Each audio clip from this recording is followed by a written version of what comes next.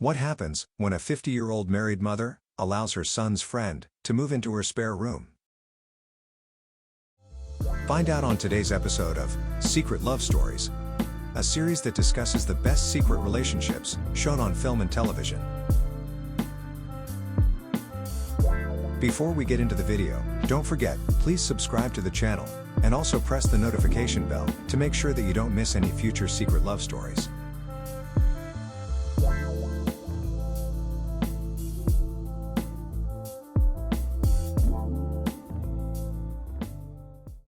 Eastenders, the long-running British soap opera, has seen its fair share of dramatic affairs. One such story that captivated audiences in the late 90s was the forbidden romance between Irene Raymond and Troy Harvey. Irene, played by Roberta Taylor, was a well-established character by 1999. A strong and independent woman, she had recently reunited with her children after a long absence. Married to Terry Raymond, played by Gavin Richards, Irene's life seemed settled, with the pair running the local mini-mart. However, Irene's world was about to change forever, with the arrival of her son's young and charming old friend, Troy. Troy, who is 20 years old, is an old-school friend of Irene's son, Tony. When he arrives unannounced, he is disheartened to find out that Tony is now living abroad.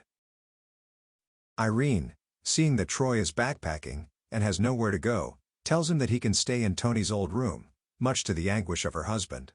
Well, there's Tony's old room upstairs sitting there doing nothing. You're welcome to stay the night there, aren't you, Terry? Oh yeah, the more the merrier. Bring all your friends. Sarah, Irene's daughter, takes a shine to Troy, and eventually plucks up the courage to ask him out on a date. Sadly, however, Troy is not interested, seeing her more as a little sister, rather than girlfriend material. When Irene makes it clear to Troy that her daughter has a crush on him, he tells her that she is not his type. Talking of courting, and I promised I wouldn't say anything. My Sarah's got a bit of a crush on you. I think so's great. It's not my type. When Irene asks who is his type, she got more than she bargained for. But what is your type? You really want to know? Well, I asked, didn't I? Well, don't fall off the sofa or nothing, but... What's for dinner? Sarah eventually leaves home to start university, leaving Irene, Terry and Troy in the house. Over the next few weeks, the chemistry between Irene, a 50-year-old married woman, and Troy, a 20-year-old young man, begins to intensify. Troy convinces Irene to let him give her a massage, where he took his chance, and decided to make the first move. Oh. How does that feel? Oh. Yeah, Terry, that's lovely. Don't you mean Troy? Your skin is so smooth, isn't it? Oh. Irene, shocked by the encounter, begins to keep her distance, but when she finds out that Troy is getting close with a girl he met at his new job, she begins to get jealous. Oh, it's a she. That explains why you're getting all dressed up. Look, I won't go if it's making you jealous. Jealous? Oh, don't be silly. It is now that she starts to think about the dull life she shares with her husband. Irene wants more. Irene is left unimpressed when Terry doesn't want to go to a 70s theme party, and instead wants to stay in and watch TV. Knowing that Troy will be there, she sabotages her quiet night in, allowing for her to go to the party. Maybe we could go to that. What? The 60s thing. It's a thought. You dancing? Are you asking? It is at this party, while dancing close with Troy, it is clear to both that there is a strong sexual tension between the pair. With Irene not reciprocating Troy's feelings, he makes plans to move out of the house. I just thought I'd tell you I'm thinking about moving on. Yeah? What's brought this on? I suppose I'm getting nowhere fast here at the moment. Whilst Terry is happy with the idea of Troy leaving, Irene is devastated. Whilst alone in the house with Troy, Irene makes it clear that she wants him to stay, but Troy refuses and packs his bags. It may have escaped your notice, but I'm a middle-aged married woman. Why do you always have to analyse everything? Because this is complete madness. You're young, free, single. You should be going out having fun with girls your own age. All right, I'll get my bag.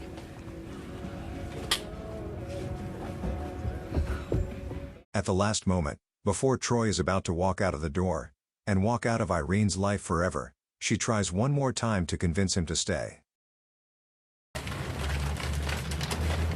Don't. Don't go. In response, Troy forcefully kisses Irene. She responds back passionately.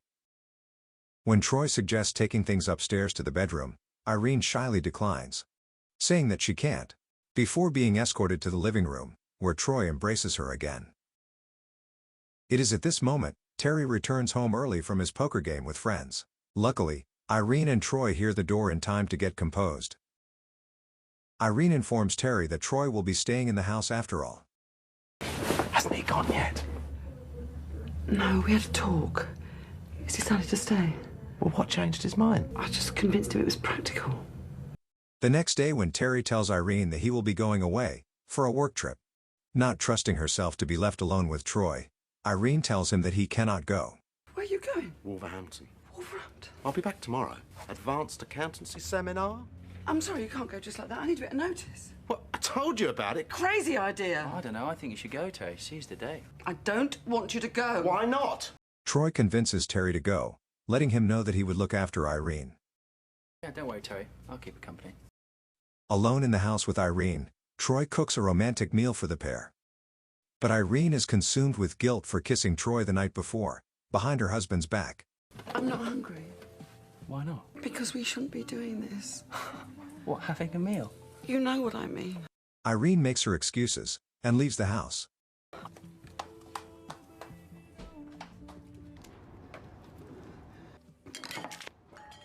Moments later, she has a change of heart. She returns home, where she finally gives in to temptation, and gives her mature body to Troy. The next morning, Troy finds Irene in the laundrettes, washing the bedsheets from last night before her husband gets home. She tells Troy that this cannot happen again. What happened last night was a one-off. Not anymore. She reveals that she is self-conscious about her body, and she doesn't know how a young man like Troy can find her attractive. I can't believe you even liked me after last night. What? When you saw me like that. You are joking, aren't you? You've got absolutely nothing to worry about. Hmm? You were lovely. Troy later gets keys to an empty apartment from a friend, where he invites Irene around for a secret liaison. Irene once again goes to bed with Troy. While resting on Troy's chest, she explains how happy she is. It shouldn't be possible to be so happy. Well, everybody should be happy at least once a day. Only once. While walking home, she is confronted by her husband, who demands to know where she has been. She lies, and says that she had been to get treatment for her sore back. This was a close call, and probably should have been a warning for her to end things with Troy, and stay committed to her husband, who has now become suspicious. But that is not what happened. Instead, Irene continues her affair. The secrecy surrounding their romantic rendezvous added a layer of excitement and danger to the storyline. Irene, wrestling with guilt, tried to maintain a facade of normalcy with Terry, while stolen moments with Troy fueled their passion. As so often happens with secrets, they do not stay secrets for very long. After returning from a secret hotel getaway, Irene is caught kissing Troy in the back of a taxi, by her nosy neighbor, Pat Evans.